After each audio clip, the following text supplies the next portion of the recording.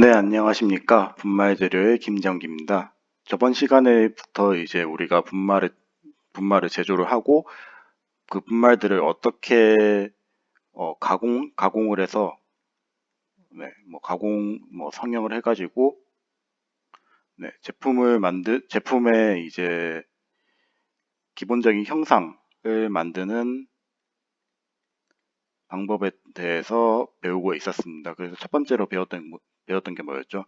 이제 첫 번째로는 이제 분말이랑 바인더 같은 그 첨가제를 섞어서 약간 좀 유동성 있는 네, 슬러리 같은 거를 만들어 가지고 얘를 이제 한 번에 쭉 짜냈죠. 약간 치약 짜내듯이 약간 온도를 높여서 점성을 네, 낮춰 가지고 네, 점성 낮춰서 쭉 짜내 가지고 금형 안에 채워 넣었어요. 그것도 매우 단시간에. 그래서 이런 식으로 이제 하는 공정들을 이제 사출 성형이라고 저희가 배웠습니다. 물론 요런 슬러리들을 이제 조금 더 묽게 만들어 가지고 이제 다공성 있는 다공성의 약간 틀에다가 넣어 가지고 이제 특정한 형상을 만드는 뭐 슬립 캐스팅이라든지 테이프 캐스팅 같은 네, 요런 공정들도 배웠었는데 본질적으로 이제 금속에서 좀 제가 저번 시간에 제일 중점적으로 얘기했던 거는 요런 사출 성형에서 이제 입자랑 바인더가 섞였을 때의 뭐 점성이 이제 공정에 미친 영향에 대해서 봤었고, 이제 그 공정을 진행할 때 압력이라든지 온도가 왜 중요한지에 대해서 배웠어요. 자, 그러면은 이번 시간에는 이제 그 바인더를 섞은 공정들에 대해서는 배워봤는데, 이제 순수하게 바인더 없이 금속 분말을 이용해가지고 단순하게 압력을 가할 수도 있겠죠. 이게 어떻게 보면 제일 전통적인 공정인데, 네. 공정들이 일어났을 때 입자는 과연 어떻게 변할 것인지에 대해서도 알아볼 것이고, 이 공정을 했을 때 형상이라든지 그리고 나타날 수 있는 결함 같은 것들에 대해서 알아보도록 하겠습니다. 그래서 첫 번째 파트 같은 경우는 이제 분말의 변형이라고 해가지고 뭐 분말이라고 적혀 있는데 실질적으로는 그러니까 입자가 어떻게 바뀌는지에 대해서 알아볼 거고, 그리고 두 번째로 이제 다이 컴팩션이라고 해가지고 이제 금형에다가 분말을 채워 넣어요. 분말을 채워 넣고 나온 다음에 이 틀에다가 압력을 가하게 되면 어떻게 될까요? 약간 풀빵 찍어내듯이 이제 모양이 형성이 되겠죠. 네, 이런 식으로 모양이 형성될 건데, 요 모양이 형성될 때에 필요한 공정 변수라든지, 네, 공정 변수나 아니면은 어, 뭐 공정에 좀 뭔가 문제가 있을 때 생길 수 있는 결함 위주로 한번 배워보도록 하겠습니다. 자, 그래서 네, 일단 분말의 압축에 대해서 간략하게 어떤 공정 과정을 거치는지에 대해서 설명을 좀 하고 넘어갈게요. 어, 뭐 오히려 공정적인 부분에서는 저번 시간에 배웠던 사출 성형에 비해서는 되게 간단합니다. 처음에 이제 분말을 이런 식으로 다 이 빈 공간에다가 분말을 쭉 채우고요. 채우고 난 다음에 얘를 컨테이너를 쭉 빼주고 그 위에 있는 다이를 그냥 눌러요. 압축을 하고 더 이런 식으로 완전 압축을 하고 난 다음에 그냥 이런 식으로 다이가 다시 다 올라가고 이제 밑에 이제 압축되어 있는 형태를 빼주면은 끝이에요. 참 간단하죠. 네, 참 간단한 공정이에요. 공정 자체는. 그래서 이 다이 컴팩션이라고 해가지고 다이 압축 방법의 어, 정의에 대해서 설명을 하자면은 이제 상부라든지 하부 펀치에서 의해서 이제 압력을 가하는 공정이라고 생각을 하시면 되겠고, 이 압력을 가하는 패턴이 크게 두 가지가 있겠죠. 첫 번째로 얘 하나만 움직일 수가 있을 거고, 두 번째는 뭐겠어요? 제가 색깔을 바꿔서 좀 그릴게요. 자, 그래서 네, 두 번째는 얘랑 얘가 동시에 움직일 수도 있을 겁니다. 그래서 이런 식으로 이제 하나만 움직이는 다이 컴팩션 공정을 이제 싱글 액션이라고 얘기를 하고, 이제 밑에 위에 두 개의 펀치가 동시에 움직이는 공정을 더블 액션이라고 이제 우리가 정의를 합니다.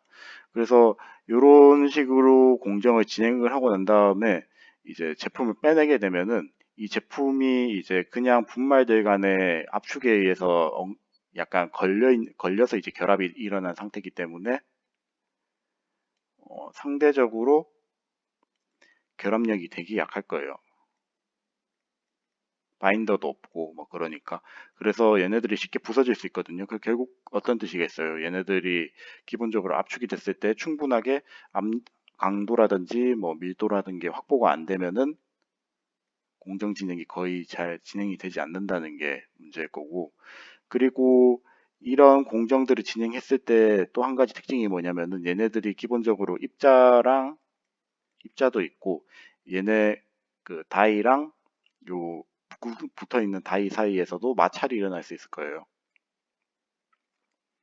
마찰이 일어나게 되면 어떻게 되죠? 상대적으로 요 압력이 잘 가해지는 부분들은 문제가 아닌데, 압력이 가해지지 않는 부분에는 어 이제 밀도라든지 그런 게 완전하게 압축이 되지 않기 때문에 이런 구배들이 생기게 돼요. 그래서 이런 구배에 대해서 좀 알아보게 될 거고, 결국 이것 때문에 제가 샘플의 두께를 일정량 이상 늘리는데 한계가 있어요. 그래서 이 부분에 대해서는 제가 후반부에서 좀 더 자세하게 설명드리도록 하겠고, 뭐 이런 공정을 할 때 이제 결국에는 중요한 것들이 윤활제라든지 공정 변수 그리고 재료가 중요한데, 이 부분은 뒤에 슬라이드에서 차차 좀 설명을 드리도록 하겠습니다. 이 슬라이드에서 설명드리기는 좀 복잡해요. 그래서 이런 식으로 넘어가면 될 것 같고, 이런 공정을 진행을 했을 때 이제 프로세싱 스텝을 이런 식으로 그래서 정리를 할 수 있는데요. 그래서 보게 되면 아까 전에도 말했지만 크게 3단계예요. 그래서 간단하게 이제 압력 가하고 이제 압축을 하고 이제 빼낸다. 네, 이런 식으로 간단하게 정리를 할 수 있는데, 각각의 이제 스텝에서 이제 분말 입자들이 이제 입자들의 상태가 좀 바뀔 수 있겠죠.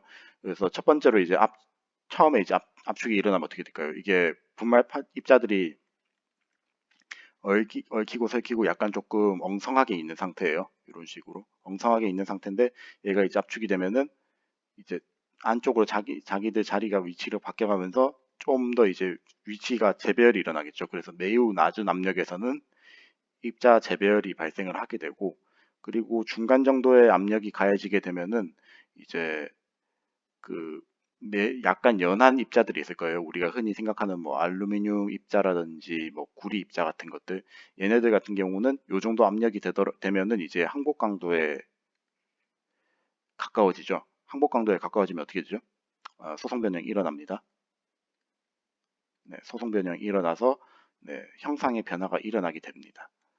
자, 그래서 이런 식으로 이제 초기 단계에서 변형이 일어나고, 이제 충분하게 이제 압축이 일어나게 되면은 웬간한 재료들이 다 변형이 일어나겠죠. 뭐 우리가 흔히 생각하는 철 같은 경우도 이제 강철 일반적으로 우리가 쓰는 강제 항복 강도가 한 300 정도 되는데, 이런 녀석들도 충분하게 변형이 일어나게 돼서 대체로 100메가파스칼에서 1기가파스칼 사이에서 이제 이런 압축 공정이 진행이 되게 되고 원하는 형상을 만들 수 있습니다. 자, 그럼 이거는 이제 금속에서의 얘기고요. 만약에 세라믹 분말을 이런 식으로 압축하게 되면 어떻게 될까요? 이제 압축이 되면은 원래는 금속에서는 소성 변형이 일어나서 모양이 바뀔 수 있지만, 얘네들은 되게 취성이 있으니까 그런 소성 변형이 일어나지 않고 바로 네, 파괴가 일어나서 깨지게 돼요. 네, 이런 깨진 것들이 일어나면서 이제 미세화가 일어나는데, 문제는 이렇게 됐을 때 결합이 잘 되지 않는다는 거. 이렇게 알아주시면 될 것 같아요. 자, 그리고 마지막으로 이제 샘플을 빼내야겠죠. 샘플 뺄 때 보면은 우리가 그 재료공학에서 제일 많이 배우는 것 중 하나죠. 응력 변형률 곡선을 봤을 때 이런 식으로 이제 변형이 일어났어요. 변형이 일어나고 얘를 딱 힘을 뗐어요. 그러면 이게 이런 식으로 내려갈 거예요. 이런 식으로 이제 탄성 회복이 일어날 거예요. 자, 이런 식으로 탄성 회복이 일어나겠죠. 이런 식으로 이제 탄성 회복이 일어나서 어, 초기에 이제 변형이 됐던 녀석들보다 조금 더 커져서 약간 그 확대된 형태의 형상이 나타나게 됩니다. 그래서 탄성 회복하고 이제 팽창이 일어난다는 게 요 스텝에서의 핵심이고요. 어, 이런 식으로 이제 그 3단계 공정이 일어났을 때 결국 그 제일 중요한 과정이 뭔가요? 어, 일반 금속 재료도 그렇고 이제 세라믹 같은 경우도 압축이 일어나게 되면서 변형이 일어나게 되죠. 그래서 그 치밀화가 일어나는 동안 앞 입자의 변화가 일어난다는 게 가장 요점이 되겠습니다. 자, 이런 식으로 갔을 때 보게 되면은 그 압력이 증가하면 증가할수록 당연히 밀도는 증가하겠죠. 그래서 그 초기에는 엄청 급격하게 증가를 하다가 어느 시점이 되면은 이제 이런 식으로 포화가 되는 형태의 그래프가 나오게 될 거예요. 네, 이게 첫 번째고 자세한 부분에 대해서 제가 뒤에 설명드릴게요. 그리고 초기에는 이제 입자들이 구형이었는데 점점 이제 입자들이 닿았는데 요 입자들이 동일한 강도를 가진 입자 같은 경우에는 변형 한번 이런 식으로 이제 닿게 되면 어떻게 될까요? 이게 뭐 경계면이 직선형으로 이런 식으로 생기겠죠. 그래서 최종적으로 압축이 일어나면은 약간 다각형 모양의 네, 다면체 모양의 형상을 가지게 돼요. 근데 한 가지 흥미로운 건 이런 다면체 형상들이 어, 어떤 패턴을 가지고 형상이 일어나게 되는데 주로 14면체의 형상을 가지게 됩니다. 흥미로운 거는 이런 14면체들을 그리게 되면 이런 식으로 나오는데 이게 흔히 우리나라에도 이런 비슷한 형식의 다면체가 나온 유물들이 있어요. 대표적으로 혹시 이게 뭐 역사 좀 관심 있으신 분들은 관심이 있을 수도 있는데 이게 어디서 나온 거냐면은 혹시 경주 아시죠? 경주 신라시대의 그 동궁월지, 예, 동궁월지라고 해가지고 예전에는 그 안압지라고 해서 그 야경 되게 좋은 데 있잖아요.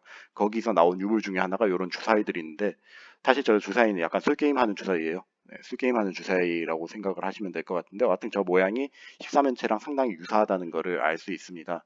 하여튼 그래서 이런 식으로 이제 14면체가 나타날 때 보게 되면은 그 14면체가 나타나는 걸 이제 배위수라고 이제 해가지고 정의를 할 수 있는데 압력이 증가하면 증가할수록 당연히 이 배위수도 증가를 하게 돼요. 근데 한 가지 특징적인 거는 선형적으로 증가를 하게 된다는 거.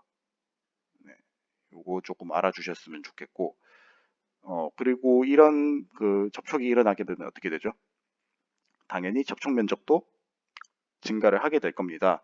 그래서 접촉 면적이 이제 초기에는 이제 급격하게 증가하다가 어느 정도 되고 나면은 얘네들이 이제 거의 닿을 영역들이 닿을 만한 영역들이 다 닿으니까 이거 역시 이제 압력 그 밀도랑 동일하게 포화가 일어난다는 거. 그래서 얘네 두 개는 끝나면 끝날수록 이제 포화가 일어나게 되고 얘네 같은 경우는 선형적으로 이제 증가를 하게 된다는 거. 이런 식으로 좀 알아주시면 될 것 같아요.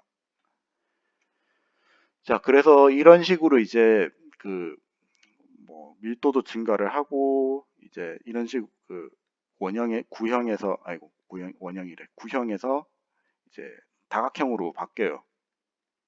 입자가.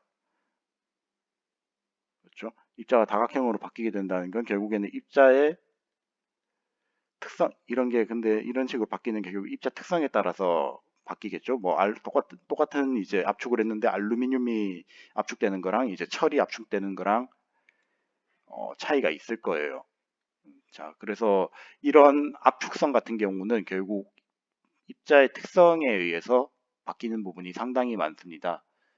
첫 번째로 이제 입자 크기가 우리가 흔히 그 분말 특성 얘기할 때 제일 많이 쓰이죠. 그래서 입자 크기로 보게 되면은 입자 크기가 작으면 작아질수록 얘네들이 압축하기가 되게 힘들어져요. 왜 그럴까요? 얘네들이 일단 기본적으로 입자들이 작으면은 표면적이 크죠. 자, 표면적이 크게 되면은 압축을 할 때 초기에 우리가 어떻게 된다 했어요? 이 입자들이 재배열이 돼야 되는데 자기들끼리 마찰이 커요, 지금. 마찰이 커버리면 어떻게 되죠? 잘 안 움직이려고 하겠죠. 그러면 그거를 더 압축하 그걸 더 압축하기 위해서는 조금 더 많은 아이고 F1을 조금 더 많은 네, 힘이 필요할 겁니다. F가 더 커지겠죠. 네, 힘이 더 많이 필요하게 된다는 거. 네, 그래서 실제로 이제 실험 데이터를 보게 되면은 알루미늄인데요. 똑같은 이제 알루미늄에서 95 마이크로의 입자 크기랑 20 마이크로 입자 크기랑 2 마이크로의 입자 크기를 가지고 압축을 해봤어요. 자, 이 상태에서 보게 되면은 95나 20 마이크로에서는 한 92에서 94% 정도의 압축률을 보이는데 2 마이크로 되니까 거의 10% 정도 압축률이 안 좋아졌죠. 네, 이런 식으로 이제 그 압축을 했을 때 상대 밀 상대 밀도가 악화된다는 거. 네, 이런 식으로 알아두시면 될 것 같고 두 번째로 이제 입자를 만들었을 때 저번에도 봤겠지만 화학적 방법으로 만들게 되면 어떻게 된다 했죠? 입자에 기공 같은 게 형성될 수 있다고 했어요. 근데 이 기공들이 생기면은 압축이 잘 될 것 같죠. 원래는 이게 이런 것들이 있으면 아무래도 좀 약간 변형이 잘 될 것 같은데 실제로는 그렇지 않아요. 왜냐? 기공의 안에 이제 공기가 있다고 치면은 얘네들이 이제 압축을 하면 어떻게 되죠? 얘네들은 이제 압력이 계속 증가하죠. 자체 압력이 증가하겠죠. 그렇죠. 그 기공 안에 있는 기체들이. 그러면은 오히려 이런 압축을 할 때 저항 역할을 하게 됩니다. 그렇기 때문에 그 도리어 우리가 생각하는 거랑 다르게 압축성이 떨어지게 되고요. 그리고 또 한 가지 특징이 뭐냐면은 그 이런 녀석들이 이제 꾹꾹 꼭꼭 눌려가지고 압력이 되게 그 기체 압력이 되게 커져 있어요. 커져 있는데 이게 그냥 이런 식으로 그 샘플을 누르고 있을 땐 괜찮은데 샘플을 떼게 되면 어떻게 되죠? 샘플을 떼게 되면 와 잘다 하면서 이게 얘네들이 쭉 퍼지려고 할 거예요. 쭉 퍼지게 되면 어떻게 될까요?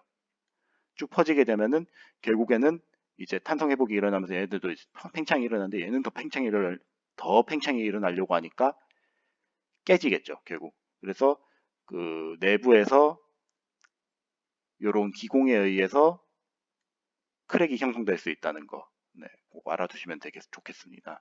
그리고 또 한 가지 중요한 것들이 이제 만약에 이제 입자를 만들었는데 입자 만들었을 때 오염돼 있으면 어떻게 될까요? 오염돼 있으면 얘네들 그 오염된 것 때문에 이제 금속들 사이에 결합 만들기 되게 힘들겠죠. 얘네 깨고 만들어야 되니까 그 깨기 위해서 추가적인 힘이 필요하다 보니까 이제 압축성이 안 좋아지고요. 자, 그럼 마지막으로 이제 입자들의 형상이 불규칙하면 어떻게 될까요? 불규칙한 거랑 이런 식으로 불규칙한 거랑 구형이 있어요. 그러면은 어디가 압축이 더 잘 될 것 같아요? 여태까지 구형이 다 좋았었는데 여기서는 약간 불규칙한 모양이 더 좋아요. 왜냐하면은 얘네들이 이제 압축이 일어나게 되면은 그 불규칙한 모양을 가지고 있을 경우에는 이런 식으로 이제 모양들이 얽히고 성켜 있잖아요. 얘네들이 이제 딱딱 그 맞아서 들어가게 되면은 막 갈고리처럼 막 자기들끼리 엉키고 설키고 할 수 있겠죠. 이런 것들이 오히려 이제 압축을 할 때 강도를 증가시키는 데도 긍정적인 영향이 있고 그리고 이런 식으로 차게 되면 오히려 구형 입자들이 이런 식으로 차서 공간이 만들어진 것보다 공간이 더 적어요. 그래서 밀도에도 더 긍정적인 영향을 미치게 됩니다. 그래서 입자들에 대한 이제 팩터들은 요 정도로 좀 정리를 하셔서 기억해 두시면 좋을 것 같아요. 그리고 이제 입자 형상 앞쪽 슬라이드에서는 이제 주로 입자 형상이나 이제 내부 결함 크기에 관련해서 좀 봤었는데요. 그럼 동일 입자면은 다 압축성이 똑같을까요? 아니겠죠? 재료 결국엔 이제 분말도 특정 이제 재료 그러니까 특정 원소에 대해서 이루어져 있으니까 원소 그러니까 재료형 합금 종류가 달라지면은 차이가 발생을 하게 될 겁니다. 자, 이렇게 봤을 때 보면은 결국에는 이 녀석들이 입자뿐만 아니라 재료의 특성에 의해서도 차이가 발생을 할 거예요. 그래서 한 가지 예를 보게 되면은 자, 입자들도 결국에는 그 재료에 따라서 그 강도가 바뀌게 될 건데 네, 요 강도에 따라서 압축성이 바뀌게 될 겁니다. 그래서 대체적으로 상당히 경한 입자 같은 경우는 밀도가 떨어지겠죠. 왜냐하면 자기들끼리 얘네들이 변형이 안 되니까, 변형이 잘 안 되려고 하니까 얘네들이 아무리 압축을 가하려고 하더라도 한계가 존재를 할 거예요. 그렇기 때문에 연한 입자랑 이제 강한 입자가 있다면은 강도가 높아지면 높아질수록 상대 밀도가 떨어지게 되는 결과가 나타나게 됩니다. 자, 두 번째로 이제 이런 거에 의해서 보게 되면 합금 원소를 집어넣으면 어떻게 되죠? 자, 합금 원소를 우리가 일반 순금속 원소에 집어넣었어요. 그러면은 얘네 강도가 어떻게 돼요? 강도가 높아지죠? 왜 높아지죠? 고용 강화 때문에 그렇죠. 네, 그럼 이 강도 높아진다는 게 무슨 뜻일까요? 네, 강도 높아진다는 게 압축성이 떨어진다는 겁니다. 그래서 이런 식으로 이제 이런 관계에 의해서 합금들도 이제 이런 상대 밀도가 떨어진다는 걸 알 수 있고요. 자, 이게 떨어질 때 다른 합금 원소 종류에 따라서 당연히 바뀌겠죠. 왜냐면 합금 원소 종류에 따라서 그 고용 강화 일어나는 거라든지 그런 요소들이 다 바뀌니까. 자, 그래서 그 합금 원소 첨가의 종류에 따라서 이제 압축성의 차이가 나타나게 됩니다. 그래서 보게 되면은 이제 철계 같은 기준으로 보게 되면은 탄소를 넣었을 때 고용 강화가 상당히 크게 나타나게 되고, 그리고 망간, 니켈, 몰리브덴, 크롬 이런 식으로 집어넣었을 때 보게 되면은 원소의 종류에 따라서 강도의 차이가 강도 변화의 차이가 나타나게 되면서 이제 컴프레시빌리티 역시 차이가 나타나게 된다는 거, 네, 꼭 알아주시면 되겠고, 그리고 이제 이런 식으로 이제 그 합금 원소를 했을 때 한 가지 특징이 뭐냐면은 그 얘들 상태로 이 상태에서 이제 그 열 처리를 진행을 하게 되면은 이 안에서 이제 원소들 간의 확산이 일어나가지고 이제 자체적으로 이제 균일한 합금 원소 만들 수 있다고 하는데 이거는 뭐 그렇게 중요한 건 아니에요. 이거는 이거는 우리가 합금 분말 가지고 만들었는데 이것까지 얘기하는 건 크게 의미가 없어서 요거는 그냥 넘어가도 될 것 같고, 요게 의미가 있어지는 게 뭐냐면은 요게 의미가 있어지는 순간이 하나가 있긴 있어요. 어떤 순간이냐면은 이제 우리가 합금 분말을 쓸 수도 있겠지만 혼합 분말 쓸 수도 있겠죠. 자, 혼합분말 써서 얘네들 압축을 쭉 했어요. 압축을 하고 난다. 압축을 한 상태, 그냥 압축만 해가지고 얘네들이 확산이 안 일어나죠. 네, 확산이 안 일어나는데 얘네들이 이제 그 온도를 높일 수 있잖아요. 온도 높여서 소결하게 되면 어떻게 될까요? 온도를 높이면은 그 확산 계수가 높아지니까 확산이 일어나서 이제 균일 합금화될 수 있겠죠. 네, 요 상태에서는 좀 이게 의미가 있어집니다. 그래서 요거는 그냥 이런 게 있다고만 일단 알고 넘어가시면 될 것 같고, 아마 소결 쪽 넘어가면 또 한 번 더 설명할 기회가 있을 거예요. 그래서 그때 조금 더 설명드리도록 하겠습니다. 그리고 또 한 가지 뭐 특징이 뭐냐면은 이제 당연히 이제 다상 재료가 되면은 강도 높아지니까 이제 밀도가 감소하게 되겠죠. 이건 뭐 그거 당연하니까 넘어갈게요. 그 결국 결론부터 말하면은 여기서 제일 중요한 거는 재료의 강도에 따라서 압축성의 변화가 일어나는데, 강도가 높아지면 높아질수록 어떻게 된다고 했죠? 압축성이 나빠진다고 했습니다. 그래서 그 부분만 기억하고 넘어가시면 다른 거는 이제 합금이라든지 다상이라든 거는 그런 거의 결과물이니까, 그러니까 강도가 높아지기 위한 결과물이니까 좀 쉽게 연결하실 수 있을 거라고 생각을 할 수 있을 것 같습니다. 그래서 이런 식으로 이제 그 재료에 대한 변수를 봤는데, 두 번째로 이제 보아야 될 게 뭘까요? 그 공정 자체에도 네, 변수가 있겠죠. 그 생각을 해보시면 이런 식으로 두꺼운 거 압축하는 거랑 얇은 거 압축하는 거랑 결과물이 차이가 있을 겁니다. 그래서 가장 큰 이게 차이가 나타나는 가장 큰 원인을 살펴보게 되면은 결국에는 얘네가 그냥 이런 식으로 아무것도 없는 상태에서 압축이 되는 게 아니라 이런 식으로 지금 벽이 있죠. 그렇죠. 이런 식으로 이제 벽이 있는 상태에서 위아래로 압축을 하는 거예요. 자, 압축을 하게 되면은 이 벽면에서는 어떤 힘이 작용을 하게 되죠? 이쪽으로 이제 수직항량이 발생하고 이쪽으로는 마찰이 발생을 하게 될 겁니다. 이 마찰에 의해서 결국에는 그 밀도의 불균일성이 나타나게 되거든요. 왜냐하면 얘네들이 벽면에서 이렇게 힘을 받는 거랑 가운데 힘을 받는 거랑 차이가 당연히 발생하겠죠.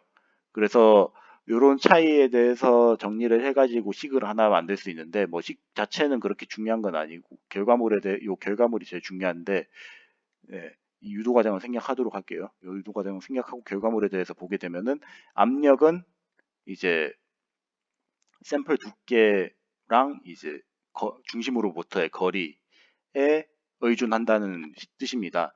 그래서 샘플 두께가 두꺼워지면 두꺼워질수록 P가 감소를 하게 되고 이제 샘플의 중심에 가까워지면 가까워질수록 압력이 증가한다가 요식의 본질이에요. 그래서 그 요점에 대해서 말을 하게 되면은 압력의 감소가 이제 펀치의 로부터의 거리가 증가하면 증가할수록 떨어지게 된다는 거고요. 그리고 두께가 두꺼워지면 두꺼워질수록 압력이 영향이 감소를 한다는 겁니다. 그래서 요 뒤에 보게 되면 이런 압력 분포를 나타낸 그림이 있을 건데 제일 압력이 낮은 부분은 요쪽, 네, 그러니까 앞 마찰에 의해서 그 중심으로부터 거리도 멀고 샘플 두께도 두꺼운 요 위치가 제일 이제 밀도가 떨어지게 되고 실제로 파괴가 일어난다면 요런 데서 크랙이 일어날 수 있겠죠. 자, 이런 식으로 크랙이 일어나는 걸 방지를 하려면 이제 어떻게 해야 될까요? 이런 압력이 충분해야겠죠. 그렇게 하려면은 크게 두 가지 변수를 생각할 수 있을 거예요. 첫 번째가 샘플의 두께가 얇아야 되고, 그리고 중심으로부터의 거리가 가까워야 되죠. 자, 이걸 요약을 하면은,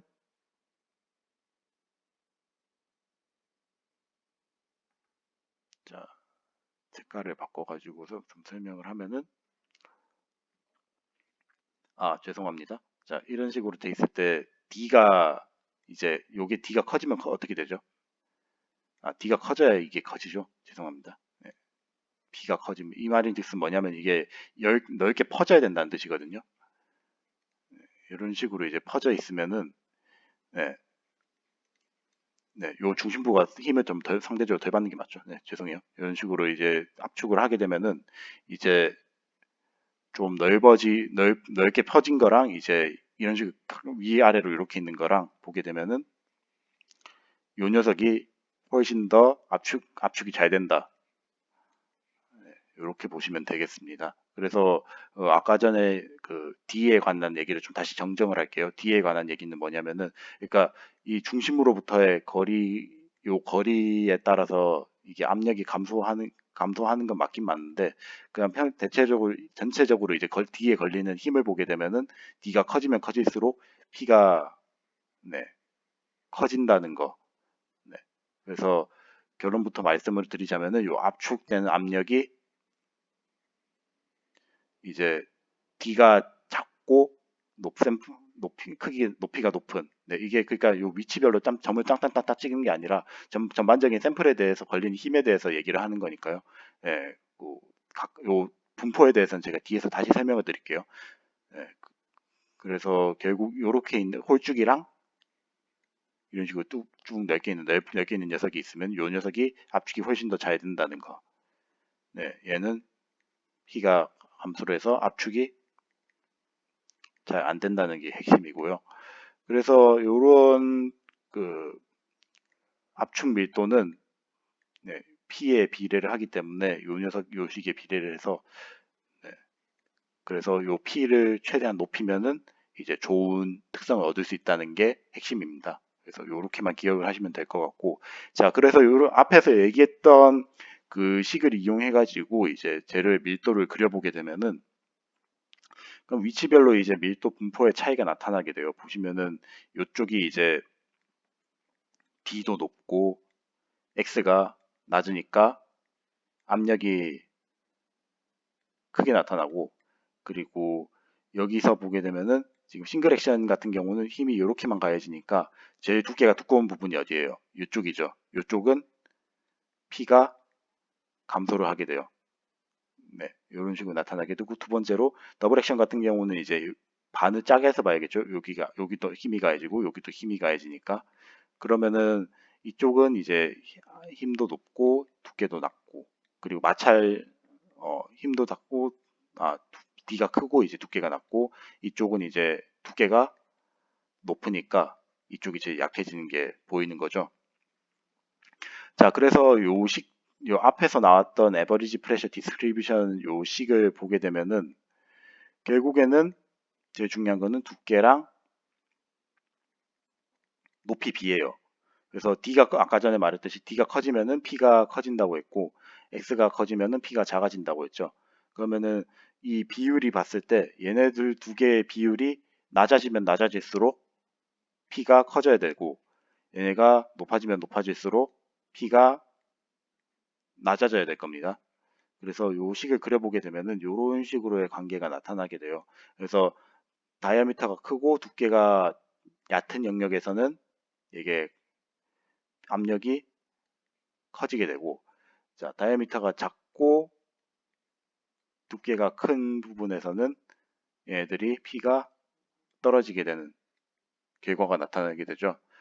그래서 이런 식으로 봤을 때 결과들을 정리를 해보게 되면은 샘플 형상에 따라서 이제 영향을 미치게 되는데, 샘플이 그 높이가 높으면 높을수록 압력이 낮아진다는 거고, 두 번째로 이제 엑시스 레디얼 레이시오라고 해가지고 축에서 이제 요까지의 거리 있잖아요.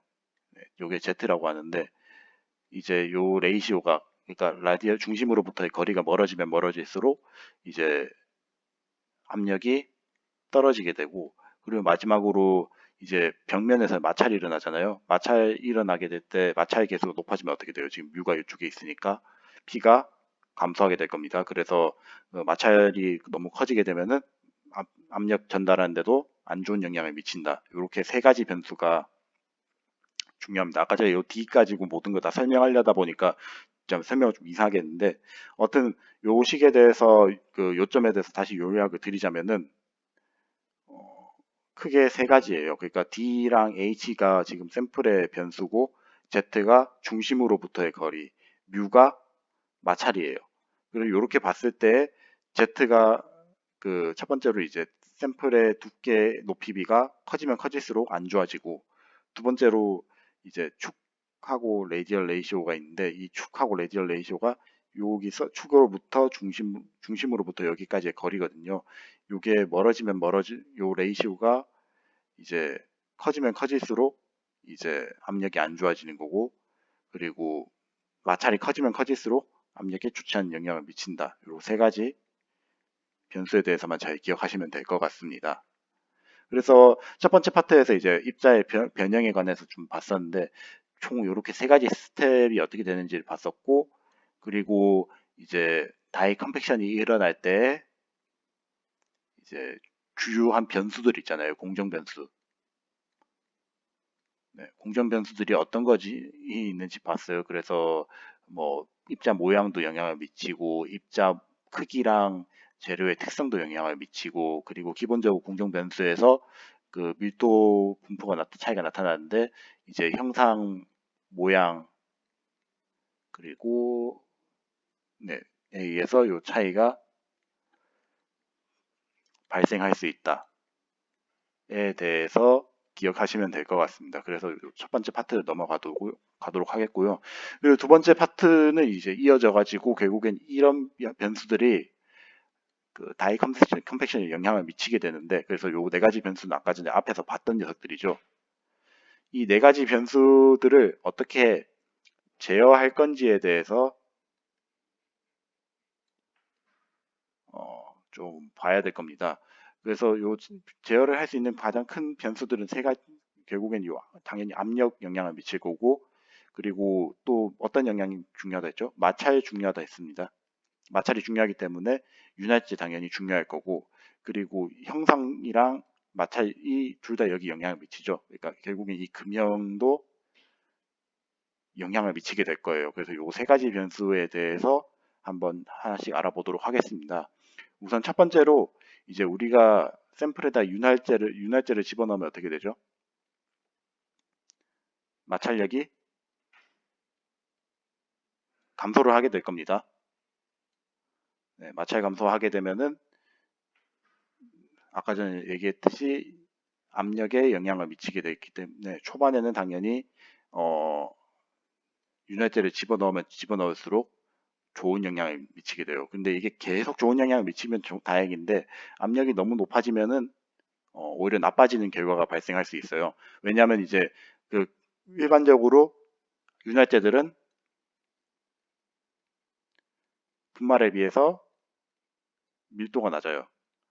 밀도가 낮은데 얘네들이 압력이 계속 올라가게 되면은 결국엔 이제 가면 갈수록 얘네들 윤활제에 의한 이제 압력이 증가를 하게 되고, 그리고 그 압력이 증가를 하게 되면은 아까 기체처럼 어떤 결과가 나타나게 되죠? 이제 저항성이 증가를 하니까, 네, 저항성이 증가를 하니까 그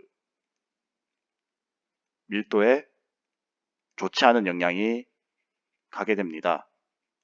그래서 압력이 높아지면 높아질수록 초반에는 이제 이렇게 윤활제가 많은 녀석들이 좋은데 가면 갈수록 안 좋은 결과를 가지고 오게 되고요. 두 번째로 이제 압력이 그 윤활제가 너무 적을 경우 초반에 이제 좀 약간 트러블이 있다가 마지막엔 그래도 괜찮아지는 그런 결과들이 발생을 하게 됩니다.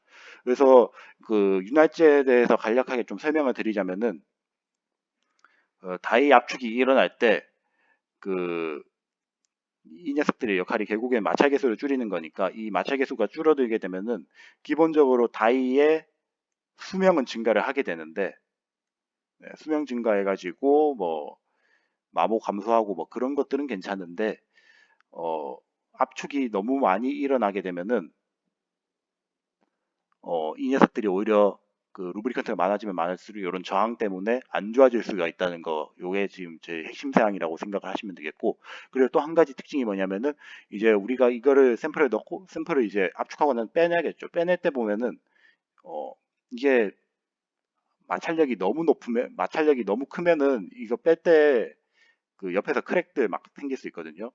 왜냐하면 이게 그 표면간에 마모가 일어나니까 이런 녀석 이렇게 되면은 이제 또 샘플이 그 빼다가 이런 식으로 파괴가 일어날 수 있으니까 이런 파괴를 막기 위해서도 어느 정도는 좀 적당하게 집어넣어 줘야 된다.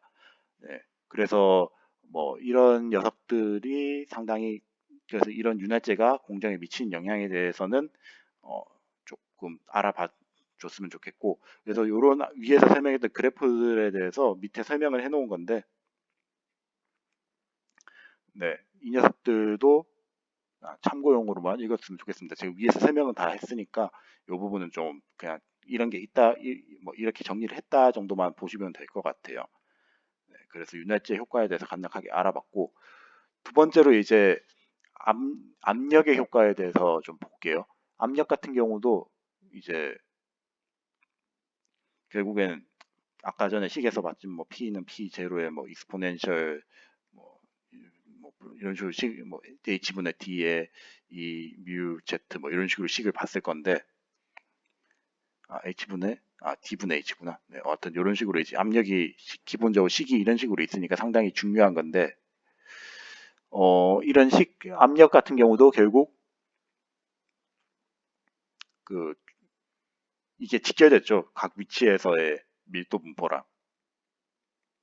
맞죠? 요 밀도 분포랑 직결이 되는 문제다 보니까 어, 상당히 중요한 요소일 거예요. 그래서 아까 전에 봤듯이 이제 HD 레이시오가 커지면 커질수록 이제 이런 그 압축성이 상당히 안 좋아진다고 했고, 이걸 줄이기 위해서는 좀 샘플이 좀 넓은 샘플을 써야 된다고 했죠. 그리고 두 번째로 그 싱글 액션보다 더블 액션이 상대적으로 이게 그 Z를 Z란다. H를 낮추는 효과가 있으니까 더블 액션을 쓰는 게 조금 더 현명하다. 조금 더 좋다라고 해야 됐어요. 근데 실제로는 이제 더블 액션을 못 쓰니까 어쩔 수 없이 싱글 액션 쓴 상황이 있어요. 그래서 그 부분에 대해서는 그냥 좀 숙지를 하셨으면 좋겠습니다. 그리고 또 이런 패킹이 일어날 때 보게 되면은 이제 압축 이전에 그 샘플을 이거를 완전히 채우냐 못 채우냐도 중요하거든요. 우리가 실제로 이제 입 컨테이너에다가 이제 압축을 하기 위해서 분말을 채우잖아요. 분말을 100% 채웠다고 해볼게요. 근데 얘네들이 이제 이 녀석들이 이제 위에서 막 움직이면은 진동이 일어나잖아요. 진동이 일어나면은 이게 오히려 조금 충진이 100%안 되는 경우가 있어요. 뭐 물론 양은 적습니다만 요 적은 양 때문에 뭐 질의 차이가 날 수 있으니까 퀄리티 차이가 날 수 있으니까 이 부분에 대해서는 어, 또 신경을 써줘야 돼서 실제로는 이거보다 조금 더 많이 채워줘야 되고 그리고 아니면은 이 녀석들이 그냥 진동을 하면 얘네 자체를 진동을 시키면서 이제 뭐 채우게 되면은 상대적으로 이런 문제를 또 해결할 수 있겠죠. 해결할 수 있는데 물론 실제적으로 이렇게 하면은 전체 시스템의 가격이 높아지게 되니까 조금 난점이 생길 수 있을 겁니다. 하여튼 이런 식으로 하게 되면은 어, 이런 식으로 이제 뭐 좀 더 채워주거나 뭐 진동해가지고 이런 식으로 100% 패킹을 해야 되는 가장 큰 이유가 뭐냐면은 이런 식으로 좀 빠진 녀석들 때문에 나중에 치수에 오차가 생길 수 있다는 것 때문에 그런 거니까 이런 부분 역시 뭐 이건 프레셔랑은 크게 관련은 없습니다만은 마이너하게 그러니까 뭐 상대적으로 좀 마이너하게 신경 써줘야 된다 이렇게 아시면 될 것 같고 그 다음으로 이제 다이 툴 역시 상당히 중요한 영향을 미치고 있는데 다이 툴 같은 경우도 이제 아까 전에 말했지만은 마찰력이 상당히 크고 또 한 가지 특징이 뭐냐면 얘네들이 계속 왔다 갔다 하니까 마찰에 의해서 어떻게 되겠어요? 얘네들이 마모가 일어날 수 있을 거예요. 마모가 일어나고 어느 정도 힘 이상이 돼버리면 얘네들이 부서질 수도 있으니까 기본적으로 얘네들이 마찰 저항성이 상당히 좋으면서 경도가 높은 녀석들을 써야 될 겁니다. 그래서 이런 녀석들의 그 마모를 최소화하기 위해서는 필름 코팅을 또 해줘야 될 거고 또 추가적으로 이 툴에도 루브리컨트를 바를 수 있겠죠. 예, 이런 식으로 바르게 되면은 마찰력이 감소를 하게 되니까 강도가 마찰력이 감소를 하게 되니까 아까 전과 똑같이 루브리컨트 감소에 의한 효과를 얻을 수 있을 거고 코팅하게 되면 상대적으로 이제 이게 코팅에 의해서도 마찰력이 좀 감소할 수 있거든요. 그래서 이런 식으로 좀 상당히 좋은 효과를 얻을 수 있다는 거.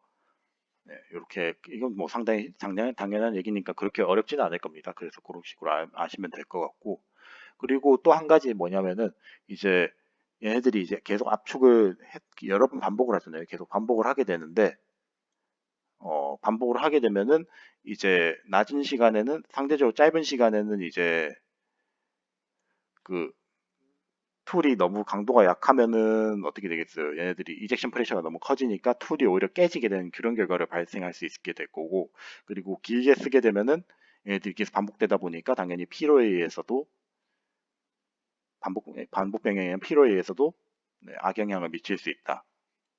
이렇게 아시면 될 것 같습니다. 그래서 이 부분은 좀 상당히 쉬운 부분이니까 좀 빨리 넘어가고요. 또 오히려 중요한 부분은 이 부분이 더 중요해요. 그래서 우리가 단순 형상을 만들 때 같은 경우 이런 식으로 그냥 펀치를 하나를 써가지고 누르면 되는데 만약에 얘네들 가지고도 좀 상대적으로 복잡한 형상 만들 수 있겠죠. 만약에 투 스텝을 이렇게 딱 눌렀어요. 이렇게 눌렀을 때 이 위치에서의 밀도랑 이 위치에서의 밀도가 똑같을까요? 다를 겁니다. 왜냐하면 높이가 달라지면은 이제 압축률의 차이가 발생을 하게 돼서 밀도 차이가 이런 식에 의해서 발생을 하게 되거든요. 그래서 결국에는 그 높은 서로 다른 높이 차이에 의해서 컴프레션 레이시오가 차이가 일어나게 되면은 이제 국부적인 위치에서 밀도 변화가 나타나니까 당연히 재료의 그 부품에 좋지 않을 거예요. 네, 그 좋지 않은 거를 이제 커버를 하기 위해서는 결국에는 얘네들 두 개의 그 압축률을 맞춰줘야겠죠. 이 압축률을 맞춰주려면은 얘는 이제 똑같은 위치에 있으니까 상관없지만 얘는 이제 펀치를 나눠가지고 하게 되면은 이제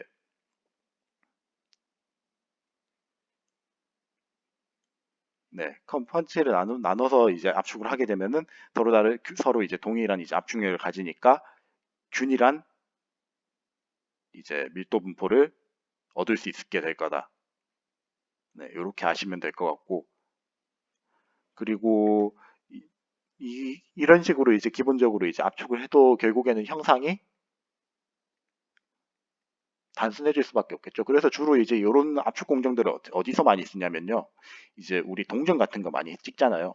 동전 같은 거 찍을 땐 이런 식으로 많이 네, 가공을 하게 됩니다. 그래서 그런 것들을 할 때는 이게 굉장히 괜찮은데 실제로 우리가 쓰는 분말 야금 제품들 중에서 복잡한 형상을 가진 제품들도 있어요. 뭐 기어라든지 그런 것들 있잖아요.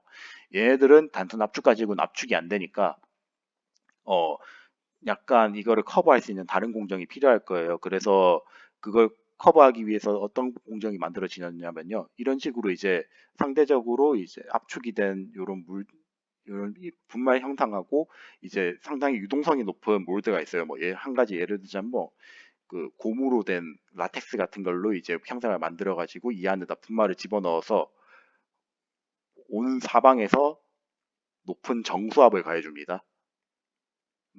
네, 높은 정수압을 이제 쭉 이런 식으로 가해주게 되는데 이렇게 가해주게 되면은 이제 온 모든 방향에서 균일하게 이제 압력이 가해지잖아요. 네, 그러면 얘네들이 이 형상을 유지한 상태에서 이제 치밀화가 발생을 할 수 있어요. 그래서 지금 여기는 이제 온도가 안 가해져 있으니까 상대적으로 온도가 낮죠.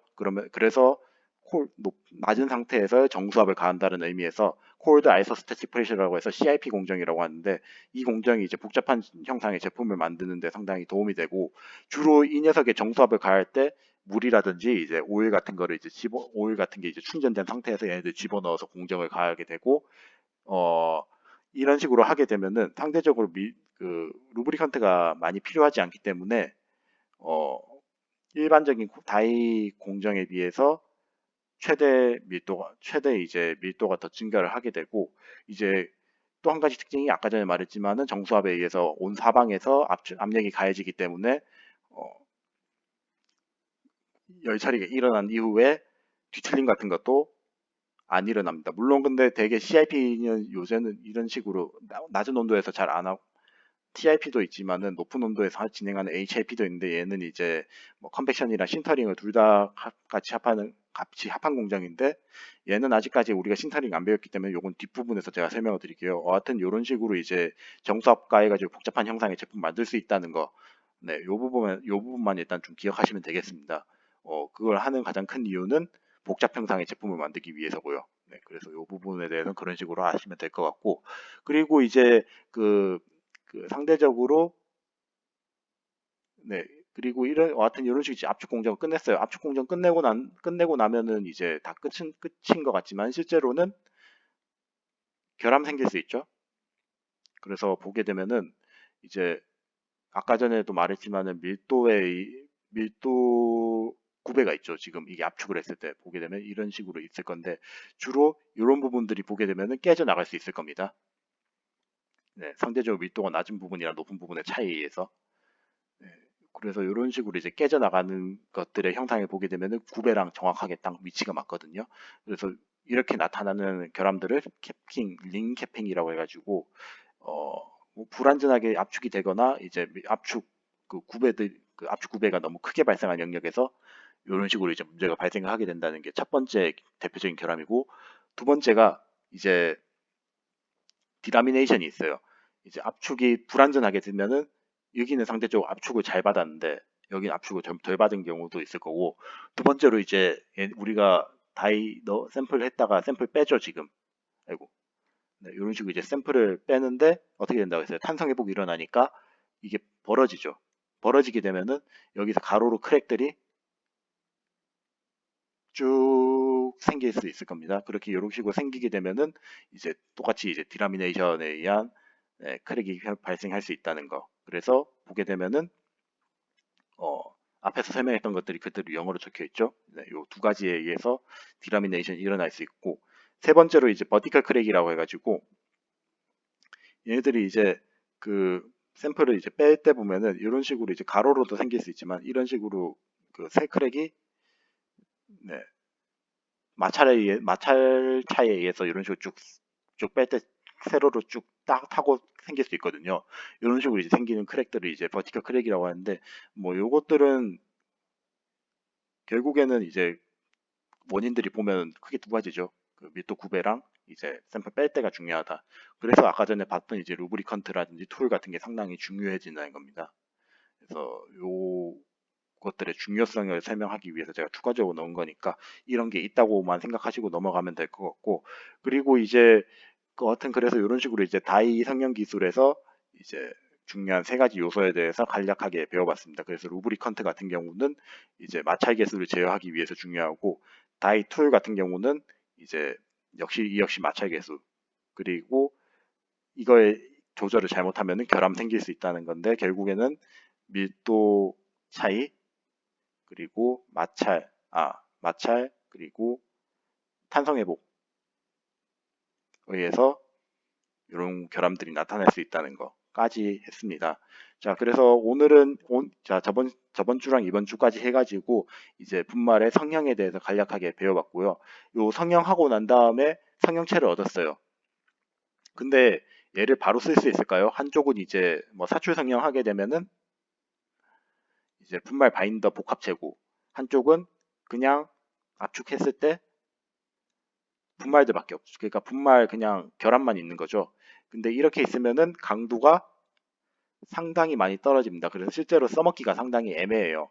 결국 이 녀석들을 쓰려면은 이제 어느 정도 열을 가해가지고 이제 확산시켜서 이제 금속 결합을 만들어야 되는데, 네, 그 금속 결합을 만드는 공정을 바로 소결이라고 합니다. 자, 그래서 다음 주에는 재료의 소결에 대한 기본적인 이론에 대해서 배워보고, 요 소결을 할 때, 소결 기술을 할 때 신경 써야 되는 요소에 대해서 한번 배워보도록 하겠습니다. 자, 그럼 오늘 고생 많으셨고 다음 주에 뵙도록 하겠습니다. 감사합니다.